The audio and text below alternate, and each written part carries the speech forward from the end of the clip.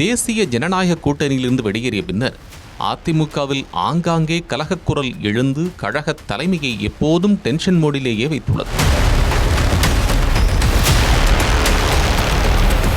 எதிர்க்கட்சிகளை விட உட்கட்சிக்குள் நிலவும் பிரச்சினைகளையும் எதிர்ப்புகளையும் சமாளிக்கவே ஒவ்வொரு நாளும் இபிஎஸ் அதிக நேரத்தை செலவிடுவதாக கூறுகின்றனர் விவரம் அறிந்தவர்கள்.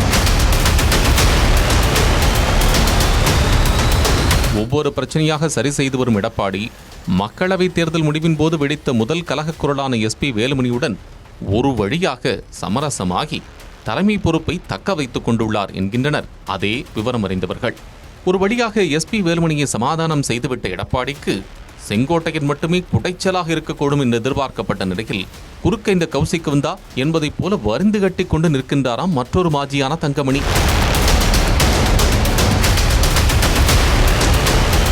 எஸ்பி வேலுமணிக்கோ டெல்லி தலைமையின் ஆசை இருந்தது.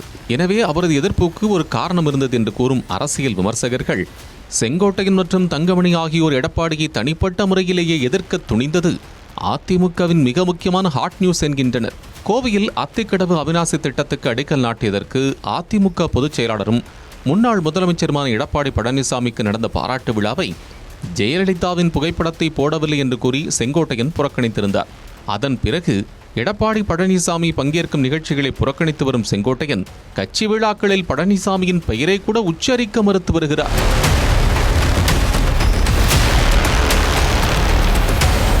செங்கோட்டையனின் ஆக்ஷனால் அப்செட்டான எடப்பாடி பழனிசாமி 2026 சட்டமன்ற தேர்தலுக்கான மாவட்ட பொறுப்பாளர்கள் பட்டியலில் செங்கோட்டையனையே புறக்கணித்து அதற்கு ரியாக்ட் செய்திருந்தார்.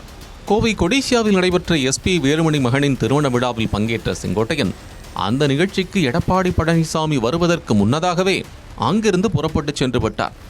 செங்கோட்டையன் எடப்பாடி பழனிசாமி இடையேயான பனிப்போர் ஒருபுறம் இருக்க மற்றொரு கரக குரலாக உருவெடுத்திருக்கிறார் தங்கமணி என்கின்றனர் விவரம் அறிந்தவர்கள்.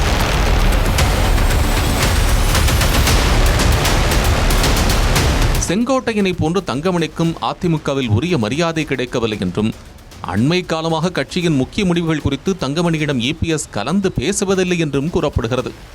இதன் காரணமாக எடப்பாடி பழனிசாமி மீது அதிருப்தியில் உள்ள தங்கமணி ஜெயலலிதாவின் பிறந்தநாள் விழாவை புறக்கணித்துவிட்டு அதிரடி காட்டியதாக கூறும் அரசியல் விமர்சகர்கள் செங்கோட்டையனை தொடர்ந்து தங்கமணியும் கலகக்குரல் எழுப்பியிருப்பது எடப்பாடி பழனிசாமிக்கு பெரும் தலைவலியை ஏற்படுத்தியிருப்பதாகவும் கூறுகின்றனர்.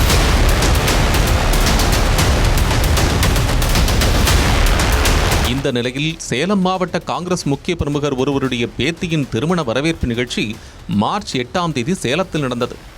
எடப்பாடியின் வீட்டிற்கு அருகே உள்ள திருமண மண்டபத்தில் நடந்த இந்த நிகழ்ச்சியில் அதிமுக மாஜிக்களான செங்கோட்டையன் தங்கமணி ஆகியோர் கலந்து கொண்டனர். இவர்களோடு சேலம் மாவட்டத்தைச் சேர்ந்த எடப்பாடி பழனிசாமியின் ஆதரவு ஒன்றிய செயலாளர்கள் 6 பேரும் கலந்து கொண்டிருக்கிறார்கள் என்று விவரம் அறிந்தவர்கள் கூறுகின்றனர். அப்போது 2 மாஜிக்களோடும் பேசிய இந்த 6 ஒன்றிய செயலாளர்கள் எடப்பாடி மீதான குமுறல்களை கொட்டியதாகவும் அதிமுகவின் எதிர்காலத்திற்காக நீங்கள் எந்த முடிவை எடுத்தாலும் அதற்கு நாங்கள் ஒத்துழைக்க தயார் என்று கூறியதாகவும் தகவல்கள் தெரிவிக்கின்றன.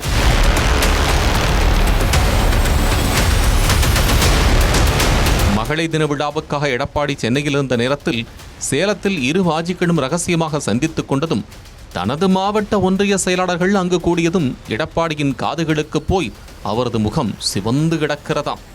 இதைத் தொடர்ந்து மார்ச் 9ஆம் தேதி மாவட்ட செயலாளர்கள் ஆலோசனை கூட்டத்தை ஆன்லைன் மூலமாக எடப்பாடி நடத்தினார்.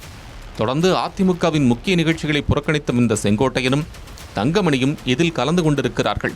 அப்போது தன்னிச்சையாக செயல்படும் மாவட்ட செயலாளர்களை எடப்பாடி சூசகமாக எச்சரித்துள்ளார் என்கிறார்கள் விஷயமிருந்து எம்ஜிஆர் மாளிகை வட்டாரத்தினர். 3இல் ஒரு முக்கிய மாஜியை சரி செய்த எடப்பாடி பழனிசாமி மீதமுள்ள 2 மாஜிக்கள் குறித்து என்ன முடிவு எடுக்கப் போகிறார் என்ற எதிர்பார்ப்புடன் காத்து கிடக்கின்றனர் இரத்தத்தின் இரத்தங்கள்.